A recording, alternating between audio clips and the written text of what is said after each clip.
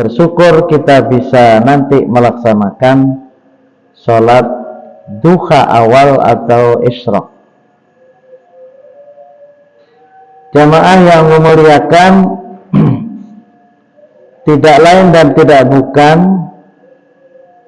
satu hal yang kita mampu melaksanakan seperti ini tentulah harus didasari karena seseorang itu mentauhidkan Allah. Mentauhidkan Allah. Seperti yang sudah Alun sampaikan tadi, wa ma arsalna min qablika, aku tidak mengutus seorang rasul pun sebelum engkau wahai Muhammad. Tidaklah aku utus dari sebelum kamu wahai Muhammad mir rasulin, dari rasul, dari seorang rasul, melainkan aku perintahkan kepadanya, aku wahyukan kepadanya. Wahyu itu perintah. Apa perintah kepada seluruh para nabi sejak Nabi Adam sampai dengan Rasulullah? Ujar Allah Ta'ala nih, annahu la ilaha illa ana, sesungguhnya tidak ada yang berhak untuk diibadahi dengan sebenarnya melainkan hanyalah aku. Ujar Allah, melainkan aja aku, ke aku aja. Fa'buduni, maka hendaklah engkau beribadah hanya kepadaku, maka hendaklah engkau mentauhidkan aku saja. Nah, dari sini jelas bahwa sekalian, bahwa agama yang dibawa oleh Allah itu satu, yakni agama tauhid, yakni agama Islam. Jadi tidak ada Allah itu menurunkan agama banyak. Itulah keyakinan kita, bahwa di sana ada orang yang menjadikan selain Allah sebagai tandingan. Itu tugas kita. Tugas kita untuk mendakwai, tugas kita untuk mentaklim, mengajarkan supaya mereka bertauhid. Itu begitu, bukan untuk dibunuh, tidak. Bukan untuk dibunuh. Kita tidak punya lawan. Kenapa? Karena kita ini baik sifatnya adalah defensif. Defensif, tidak ofensif. Jadi kalau soal perang memerangi itu memang kita sifatnya defensif. Jadi tidak ofensif, perangi orang enggak. Wa qatilu fi sabilillah, maka perangilah mereka. Perangi mereka. Tetapi ingat, di jalan Allah, bukan di jalan hawa nafsu. Memerangi orang itu harus di jalan Allah. Alladzina yuqatilunakum, yang mereka itu memerangi kamu. Jadi kalau orang tidak memerangi kita, tidak memusuhi kita, tidak boleh kita memerangi mereka. Itulah Islam. Jadi kita tidak pernah berpikir jahat kepada orang. Itu nggak boleh. Nggak boleh. Man hamila saifan falaisa minni. Siapa yang membawa pedang, siapa yang membawa senjata, siapa yang membawa lading, maka bukan golonganku. Kalau lading atau parang hendak ke perumahan, kada apa-apa. Kalau ke pasar bawa lading, jual daging kan apa kah? Kalau jual daging boleh, atau jual durian, nah, membuka duriannya. Kalau tidak ada nggak boleh. Itu Islam. Berarti dia punya pikiran jahat untuk orang. Kalau baru orang kandangan lalu pernah bertakut, kenapa jadi pian tuh membawa lading supaya orang tahu bahwa aku ini kada taguh. Itu jawaban. Supaya orang tahu bahwa aku ini kada tahan tongkeh. Jadi aku bawa lading. Jadi alasannya begitu. Ada lagi kenapa pian bawa lading? Nyaman kalau hujan. Ambil daun pisang. Oh di kota ada kan daun pisang. Itulah Islam, Pak, luar biasa. Nah, kita di Muhammadiyah ini itu harus punya komitmen amar ma'ruf nahi mungkar. Dakwah kebaikan, perintah untuk baik dan melarang orang untuk berbuat kejahatan. Itu komitmen dakwah kita. Karena itu merupakan kewajiban, kewajiban semampu kita ini macam apa untuk dakwah bi khair, amar ma'ruf nahi mungkar. Fa in tawallau, jika mereka berpaling wahai Muhammad, kada mau nyompat, kada mau beriman, bahkan cenderung memusuhi dakwah tauhid itu, Pak, dimusuhi. Kalau kita ini tidak suka kepada kesyirikan, orang itu tidak suka, kita bawa untuk supaya tidak berbuat kesyirikan. Ya Ahmad Dahlan itu memang awalnya adalah bagaimana memberantas penyakit TBC itu. Penyakit TBC diistilahkan tipes, beri-beri, apa lagi? Kolera.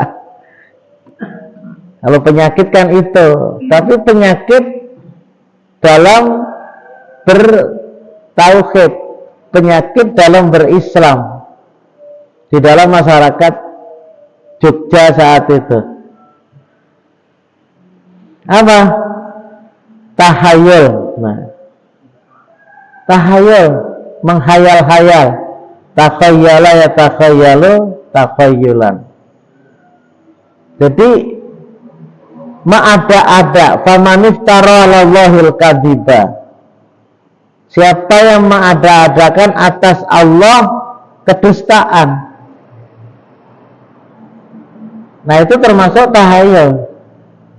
Famaniftara 'alallahi kadiba. Kalau aku berisi mobil, sepeda motor, nomor sepeda motor ini adalah nomor yang baik, maka akan mendatangkan keuntungan, hoki. Nah, itu tahayul, syirik, Pak. Dan itu terjadi bukan di Jogja saja, sampai di kita ini. Pegawai Samsat kita bila datang, Pak Haji anak nomor yang baik kah? Pasti begitu. Sudah dipilah-pilah, ini nomor baik Pak Haji. Harganya beda, 2 juta ini. Nambahi nomor yang baik tuh. Jadi jarulun seberapa nih baik, Pak. Kadang-kadang kada usah menambah nomor berapa kan. Pas diberi nomor 1029. Nomor baik itu. 1 terakhirnya 9. Rezeki itu bilang sempurna.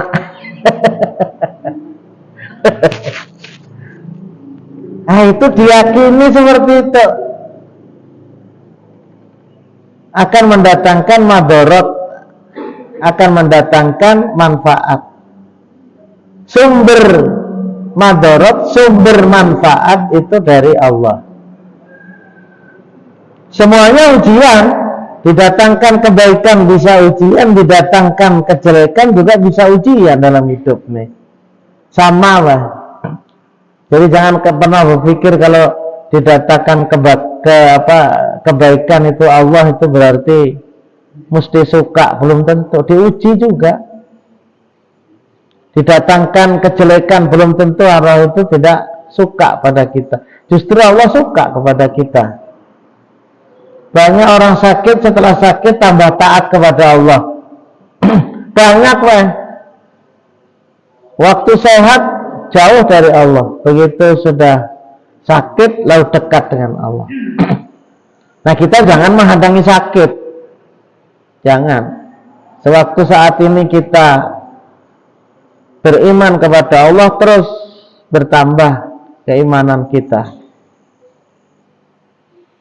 Maka katakan wahai Muhammad, hasbiyallahu la ilaha illahu.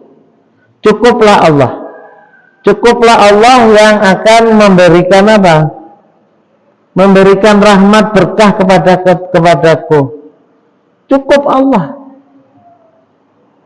Kalau orang tidak mau didakwai, berpaling, bahkan menghina, udah hasbiyallahu la ilaha illahu alaihi tawakkaltu. Kepada Allah aku pasrah, bertawakal. Itu nanti ada poin materi tentang tawakal. Wa huwa rabbul arsyil azim.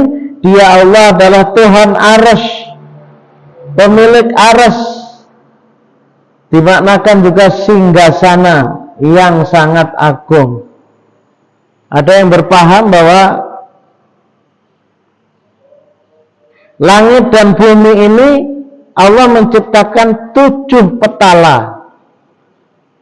Jadi yang kita lihat ini termasuk langit yang pertama. Ada lagi luasnya yang seperti ini, 7 petala langit. Untuk menuju salah satu planet bintang itu ada yang jauhnya itu 500 tahun naik pesawat dengan kekuatan cahaya. Coba Pak, cahaya itu 1 detik 300 km. Itu mau ke sana 500 tahun naik pesawat, tenaganya tenaga cahaya. Itu ditemukan. Apakah itu sudah termasuk 7 langit? Coba. Luas sekali alam semesta ini. Nah, di atas alam semesta yang 7 tingkat langit ini adalah arsy. Jadi arsy itu melingkupi seluruh alam semesta yang ada ini. Allah Subhanahu wa taala Rabbul arsy. Tsumma stawa 'alal arsy. Kemudian Allah berdomisili, berdiam di atas arsy. Bagaimana bentuk Allah? Makanya orang-orang kafir yang bertanya, Muhammad, kayak apa sekarang Allah itu? Rasulullah sendiri waktu Isra Mi'raj pun juga tidak melihat Allah. Allah tidak memperlihatkan kepada Rasulullah. Oleh sebab itu ketika berbicara istawa, ada yang mentakwil, ada yang tidak. Tapi bagi kita warga Muhammadiyah dalam memahami tentang hal bahwasanya Allah itu berdomisili, ya sudah, itu urusan Allah. Apakah dia diartikan kekuasaan Allah seluas itu? Ya, itu urusan Allah. Apakah Allah berdomisili di atas arsy sehingga ada orang mengatakan Allah Subhanahu wa taala gitu? Kalau datang Allah Subhanahu wa taala, apakah di sana Allah? Karena Rasulullah sendiri pernah itu, Pak. Allah Subhanahu wa taala. Maknanya macam-macam. Jadi itulah Allah. Nanti surga itu seluas langit dan bumi termasuk arsy. Sampai Rasulullah itu ketika Mi'raj diperlihatkan para malaikat beribadah kepada Allah sepenuh arsy. Tidak ada tempat arsy itu yang tidak ada malaikatnya. Diperlihatkan oleh Allah kepada Rasulullah malaikat. Seluas arsy. Itulah Rasulullah menceritakan. Kita yakini aja itu. Kita yakini aja. Artinya Allah memberitahukan kepada Rasulullah ayat-ayat Allah tentang apa yang ada di alam semesta ini gitu. Sampai Rasulullah juga diperlihatkan surga dan neraka. Dan itu wajib kita yakini. Al-jannatu haqqun wan naru haqqun. Ya, was-su'alu fil qabri haqqun. Gitu. Benar gitu. Jadi harus yakin. Nah, yakinnya itu tidak boleh ragu. Jadi dalam bertauhid ini harus yakin. Innamal mu'minuna alladzina amanu billahi wa rasulihi tsumma lam yartabu. Hanya saja orang yang beriman itu ya beriman kepada Allah dan Rasulnya tanpa keraguan. Maknanya diikuti dengan keyakinan. Jangan gulang-galik antara percaya dengan tidak. Asa percaya aku asa kada, asa kada. Itu kafir lah. Itu kafir. Orang kafir itu mau dibangkitkan aja kita nanti ya ragu. Begitu nanti sudah dibangkitkan, qalu ya wailana mamba'asana mim marqadina. Celaka, siapa yang membangkitkan ini? Orang kafir. Kalau kita enggak. Kita enggak, karena kita sudah yakin sejak di dunia apa yang disampaikan oleh Allah. Bagi Rasulullah, hasbiyallahu la ilaha illahu alaihi tawakkaltu wa huwa rabbul arsyil azim. Hasbiyallahu la ilaha illahu alaihi tawakkaltu wa huwa rabbul arsyil azim. Itu yang kita katakan. Nah, disinilah makanya ada dalam sebuah kitab syarah Salasatul Usul wa Adillatuha wal Qawaidu al-Arba, ya, yang disusun oleh Hisham bin Muhammad Jamil Syarhan. Itu memberikan penjelasan kepada kita kenapa jadi maka tauhid itu sangat penting. Nah, ini. Kenapa jadi tauhid itu sangat penting? Sehingga dalam Muhammadiyah ini penyakit yang namanya takhayul, bid'ah dan khurafat itu mesti harus, kalau bahasa kasarnya, kita berantas gitu. Kita hilangkan penyakit itu. Nah, sebab dari ini akan timbul kebodohan, Pak. Kadang-kadang kita ini dibodohi. Seorang Habib itu mengatakan kepada jamaahnya, Habib, ya, seorang Habib dibanding dengan seorang alim yang paham ilmu pengetahuan. Habibnya ini minum minuman keras, sembahyang kada, lebih baik daripada orang-orang yang alim dia beribadah kepada Allah. Apa enggak menjuruskan macam itu? Ada kasetnya, Pak. Ada YouTube. Jadi supaya mereka itu meyakini kepada orang yang menganggap dirinya keturunan Rasulullah. Jadi wassallallahu ala Muhammad wa ala alihi, wa ala alihi wa ashab alihi, keluarga Nabi.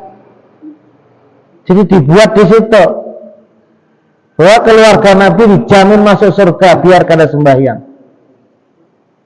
Kalau ada Habib itu sembahyang, itu hanya ingin meningkatkan surganya aja lagi.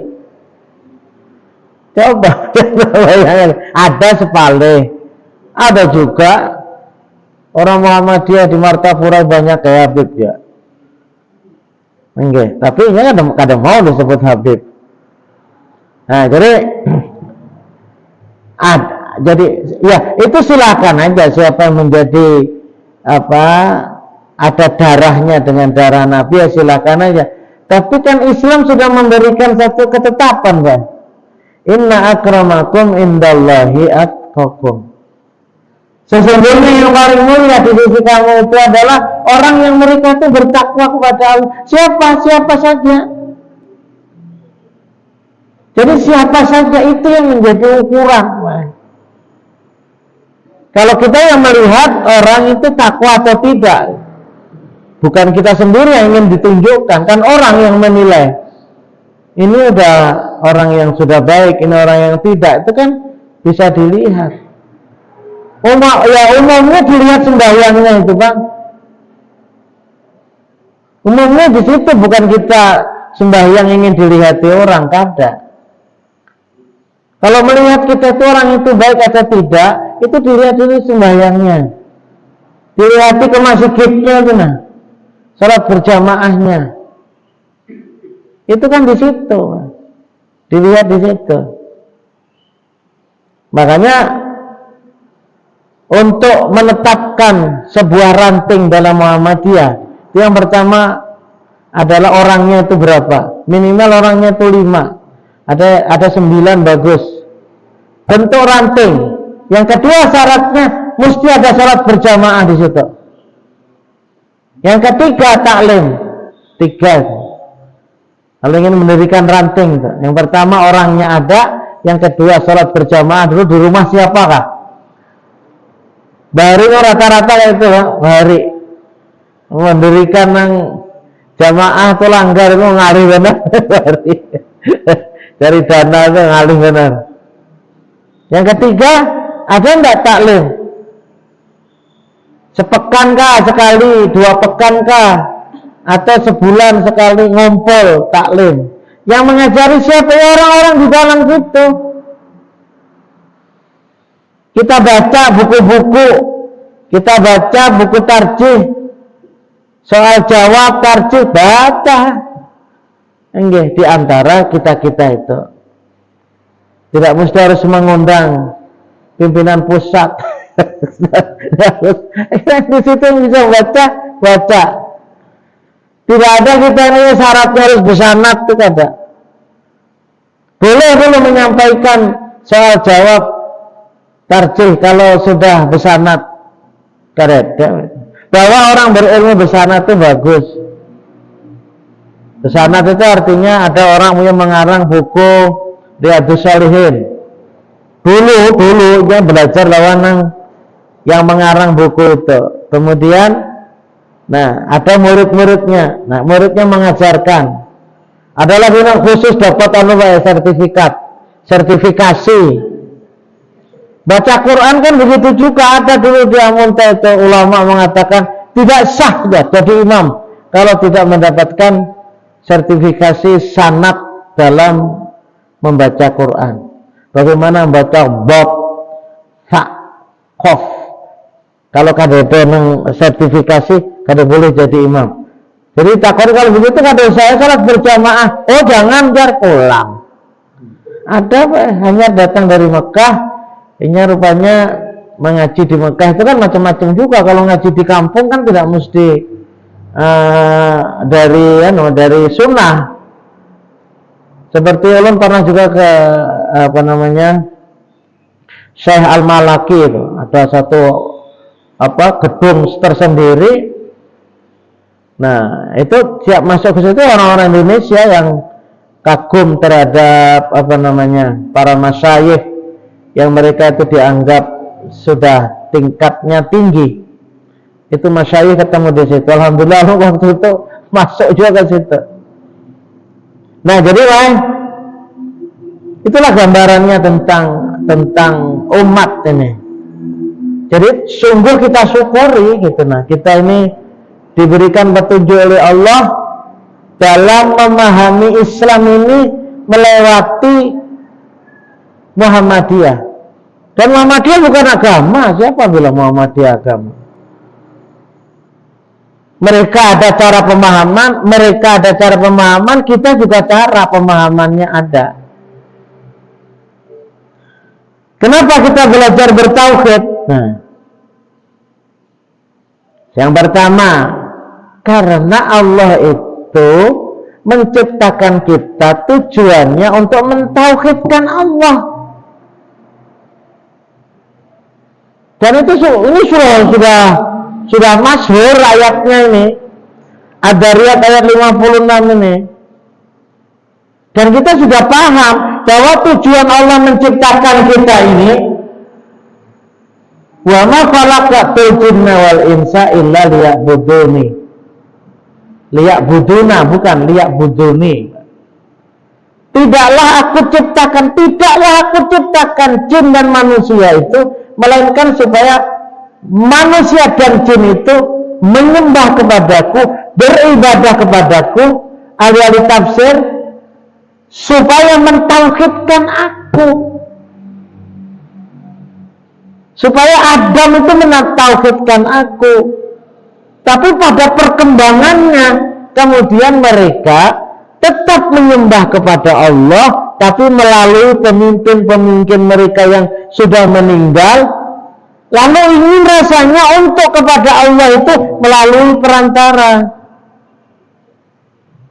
Jadi rasanya tidak percaya diri kalau langsung kepada Allah itu nah. Allah itu kan sudah maha kuasa. Kalau kita yang berkeyakinan beragama, buat apa jadi melalui itu? Oh enggak Pak, soalnya kita nih berislam itu kan juga melalui para ulama. Jadi kita harus menghormati ulama. Loh, siapa yang salah menghormati orang? Ada ulama aja juga kita hormati kok Pak. Nah yang tidak boleh itu ya berlebihan itu kan ya. Berlebihannya itu, makanya kita tidak mengajarkan kepada umat ini untuk berlebihan. Kita tidak mengajarkan bahwa yang namanya guru itu harus hekong, itu kan mau Pak. Aku mikir kalau ada guru itu ada tidak tukang mendengar. Ini kultus Pak. Atau apalagi ada guru di kampung, di cabang ini, ya, bagian tablik, bagian tarji atau siapa yang ada menyampaikan bulik tuh Pak. Mau kada guru si anu, kada aku. Itu kultus Pak. Kita tidak mengajarkan begitu. Makanya ajar Ali bin Abi Thalib, undur makola wala tandur mankola, kan gitu.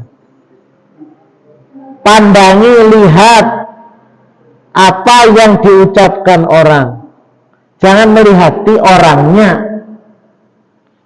Melihati orangnya, orang petani itu menyampaikan bihimat. Ada Pak, pedagang itu aja menyampaikan. Enggak, kita terlepas apakah mereka itu kerjaannya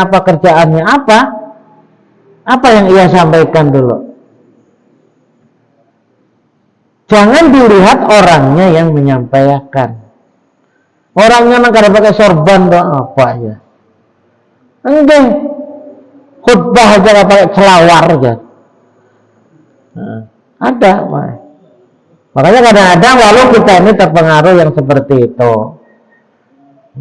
Soalnya jamaah itu berbeda. Sayang mah khutbahnya bagusnya aja, tapi berselawar ya. Coba.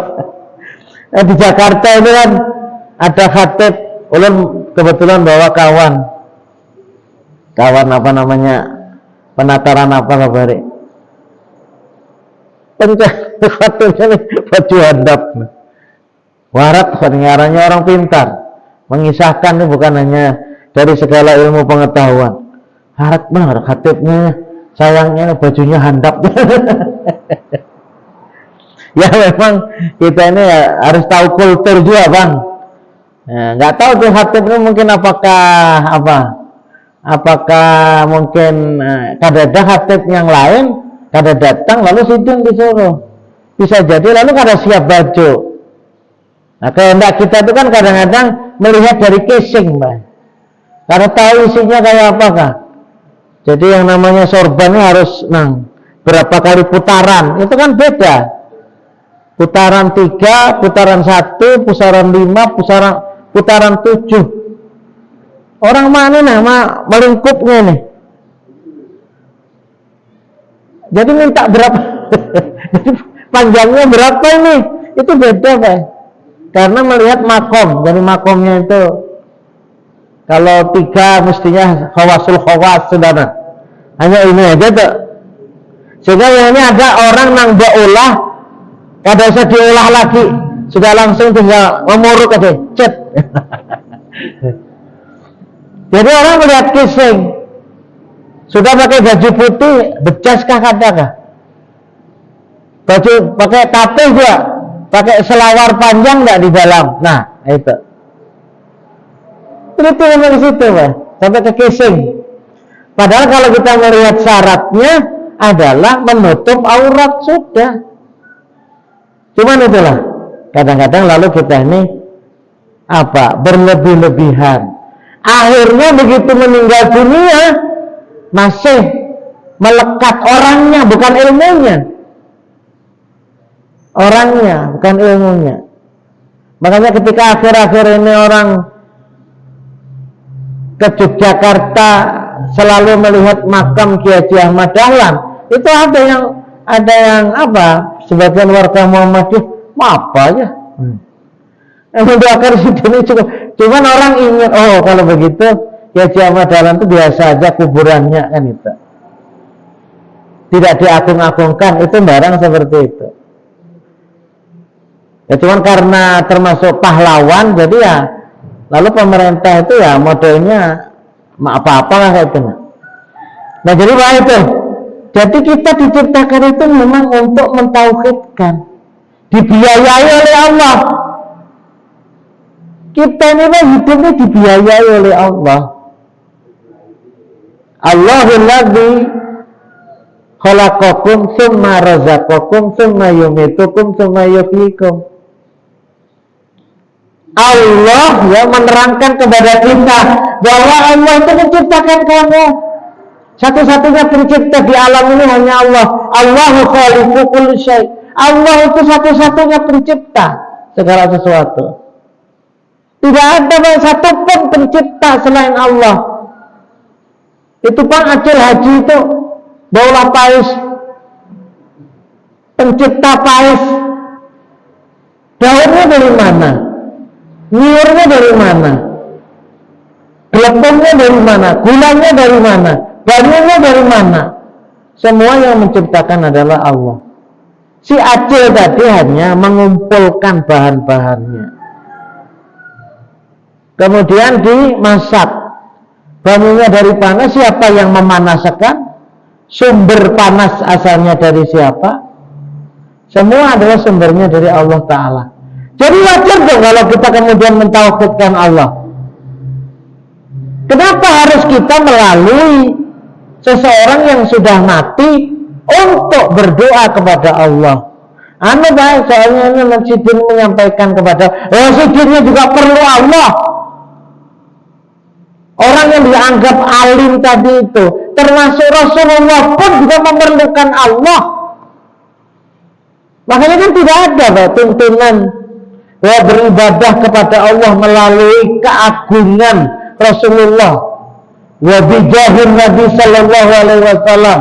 Termasuk ketika orang yang hendak ke Mekah dan ke Madinah itu biasanya Allahumma yassir lana ziyaratana ila Makkah wal Madinah munawwarah ala barakatin Nabi. Ujungnya ini nama Allah syirik gitu, Pak. Atas berkah Nabi. Ya apakah Rasulullah itu bisa memberikan berkah? Nggak bisa, Pak. Itu keyakinan orang bertauhid. Tidak ada yang mampu memberikan berkah kecuali Allah Subhanahu wa taala. Kalau Rasulullah SAW memintakan kepada Allah syafaatul uzma, itu Rasulullah minta kepada Allah, dikabulkan oleh Allah nantinya. Jadi bukan dari sumber Rasulullah. Seperti itu, Pak. Ini yang kadang-kadang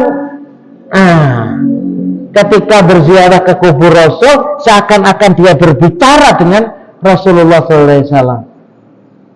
Bahkan ada yang mengatakan ketika aku berada, maka mimpi ya pulang. Ketika aku mimpi berada di Raudhah itu antara kubur Nabi, dulu rumah Nabi, dengan mimbar Rasul, dia duduk, Rasulullah menyujudi. Coba, kalau Rasulullah menyujudi itu kan menghormati kepada orang tersebut, jadi udah tingkatannya lebih dari Rasulullah. Coba Pak, kadang-kadang umat ini ya itu tadi, bukan memintarkan tetapi membodohkan kepada umat. Adanya mahaul ke sini kemari, cukup yang bayangkan. Kenapa? Karena mereka merasa bahwa orang yang dihauli itu melihat kita. Nah, itu kan kesyirikan yang luar biasa. Faman tara Allahul kadziba min ba'di dzalika faulaika humud dzalimun. Mereka itu zalim. Ada bahwa roh itu melihat siapa yang datang waktu menghauli itu, karena ia menganggap yang dihauli itu adalah wali Allah. Wali Allah itu adalah lahumul busra, diberikan kabar gembira kepada mereka masuk surga. Wali Allah itu benar memang. Lalu ia mempunyai kampling surga. Ketika ia melihat ada umatnya, ada muridnya, welcome sini. Biar waktu mahaulnya duduk ada bacaan tegurinnya, tapi ia datang, ujar tuan guru tadi, maka ia akan ketemu dengan mursyidnya, ketemu dengan gurunya, suruh masuk. Coba, jadi inilah yang kita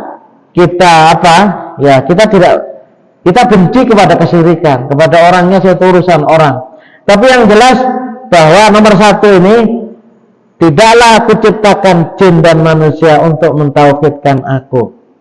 Ya bagaimana Pak, kita kadang-kadang bahari kalau kita lihat, ya mungkin dulu masih belum ada pembersihan tauhid dari noda-noda kesyirikan. Mulai kawin aja sudah pakai piduduk. Kalau orang Jawa pakai sandingan, waktu aruh itu pakai sandingan ketika ada orang tua yang menjaga sandingan itu. Enggak dah, awalnya betapa apa, jadi pakai sandingan nyaman orang yang datang ini kadang-kadang makan banyak. Nah kita mengundang orang kan suruh makan supaya arah supaya orang jangan berarti makan banyak ya.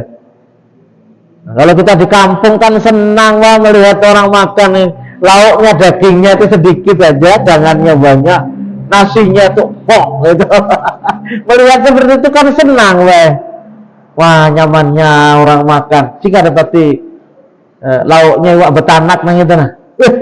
Allahu Akbar. Makannya ambil nasi itu bilang senang kita melihat. Lalu malah bikin sesaji supaya orang kadang itu mau makan. Lopot sama sekali. Jadi bukan hanya orang kita Banjar ada duduk Pak. Jadi harus jeli yang seperti itu. Coba kalau ada terjadi seperti itu kemudian ya mudah-mudahan itu hanya kehendak yang berisi pelaminan, bukan kehendak yang yang punya sahibul walimah, enggak. Itu coba begitu karena betianan menuju bulan-bulan kesyirikan juga Pak. Coba kalau orang Jawa itu kalau tidak dimandui dengan banyu nyiur, tidak dimandui dengan kembang, nanti anaknya bayinya itu dimakan betorokolo namanya. Ya Allah, nanti kalau sudah lahir pulang ini tembuninya ini dihormati berhikmatnya, diberi kembang, diberi api lampu apa coba. Itu kadang-kadang mentua kita jadi seperti itulah gambarannya. Jadi mudah-mudahan ya kita bersyukur, masih banyak lagi kenapa jadi kita belajar bertauhid. Itu dulu yang pertama. Jadi mudah-mudahan Ya, dengan ini, dengan kita memang bertauhid, lalu ibadah kita itu mudah, karena kita ingin hari-hari ini beramal baik. Jadi, apakah itu wajib, apakah sunat, itu kita kerjakan sesuai dengan kemampuan. Malu mastata'tum, kerjakan olehmu semampunya. Ada ini sunnah, ada ini wajib. Udah kita kerjakan masing-masing, tidak usah melihati orang. Kenapa orang itu ya karena mau semua sunat tuh, orangnya tuh ada seperti itu, Pak. Itu nanti kan kita bisa ujub. Tidak usah. Bahwa kemudian kita berdakwah, iya. Wali hatinya karena bisa baca Quran di masjid, kadang baca di rumah mungkin baca. Jadi model mengikuti ibadah orang, kita nggak boleh. Kita nggak boleh mengikuti ibadah orang. Apakah ibadah seorang juga memang sudah dekat dengan Allah? Itu nah. Jadi demikian yang bisa saya sampaikan. Insya Allah kita lanjut pada masa yang akan datang. Hadanallahu wa iyyakum ajma'in. Subhanakallahumma wa bihamdika asyhadu an la ilaha illa anta astaghfiruka wa atubu ilaik. Assalamualaikum warahmatullahi wabarakatuh.